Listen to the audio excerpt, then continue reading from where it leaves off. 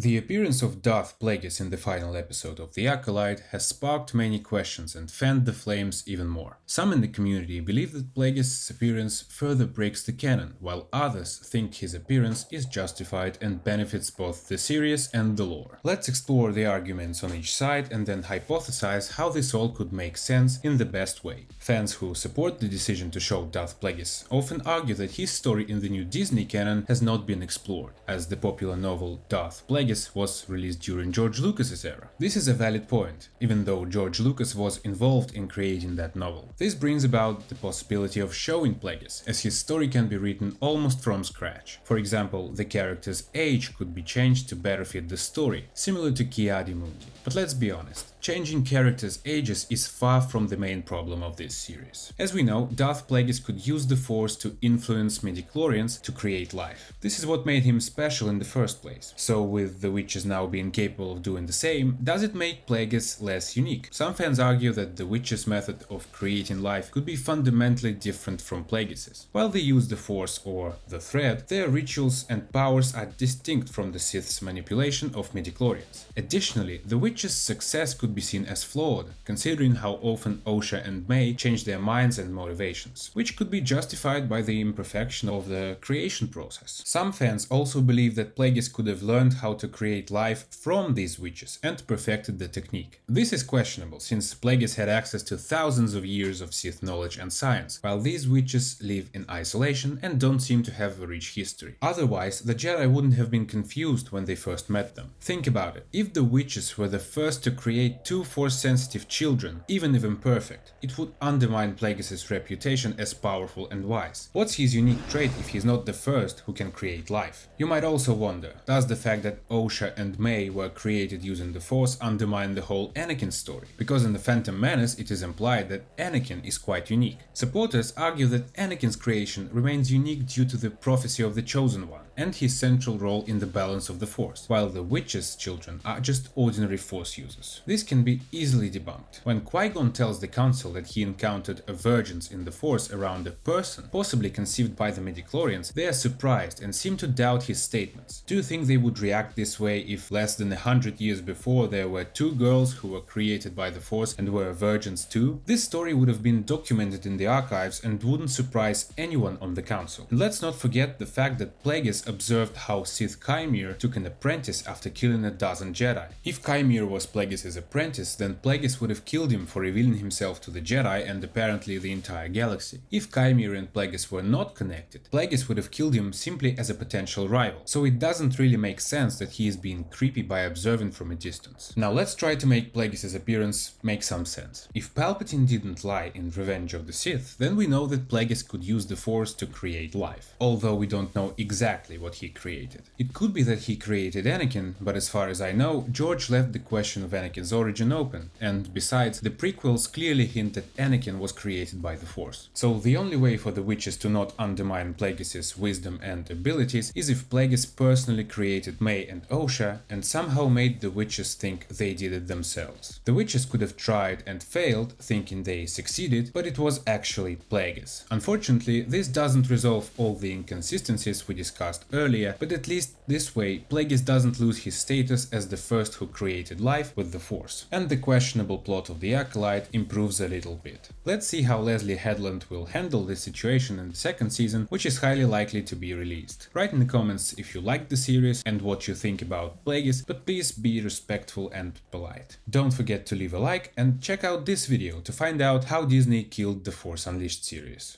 Yes.